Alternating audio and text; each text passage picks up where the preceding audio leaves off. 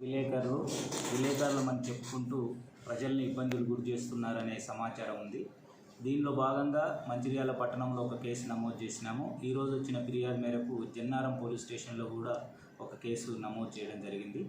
ముఖ్యంగా విలేకరులు అనేవాళ్ళు ఎలక్ట్రానిక్ కానీ ప్రింట్ కానీ సమాజానికి, ప్రజలకు, ప్రభుత్వానికి, ప్రభుత్వ వ్యవస్థలకు వార్తలను చేరవేస్తూ అవగాహన కల్పించే వాళ్ళు చాలా గౌరవప్రదమైన వృత్తి.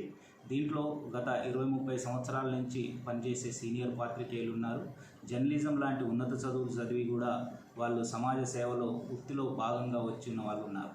కానీ కొంతమంది ఇటీవల కాలంలో ఇతరత్ర పేర్లు పెట్టుకొని విలేకరులు కాకపోయినా విలేకరులమని చెప్తూ సొంత డబ్బుల ఆదాయం మార్గంగా ప్రజల్ని పీడించడం కోసం, ప్రజల్ని భయపెట్టియడం కోసం ఇతర వ్యాపార సంస్థల దగ్గర కూడా పోతున్నట్టు వచ్చింది. అట్లాంటి వారిపైన కఠినమైన చర్య తీసుకుంటాం. ఎక్స్టార్షన్ కేసులు కూడా నమోదు చేసి అరెస్ట్ చేయడం జరుగుతుంది. ఇంకా వెహికల్స్పై కూడా ప్రెస్ అని రాసుకుంటున్నారు.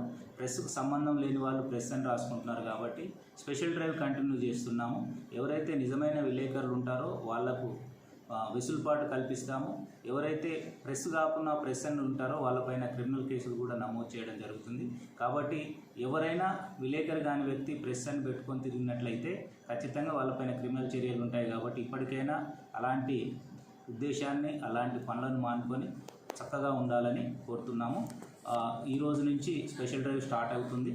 దాని ప్రకారము క్రిమినల్ చర్యలు తీసుకోవడం జరుగుతుంది.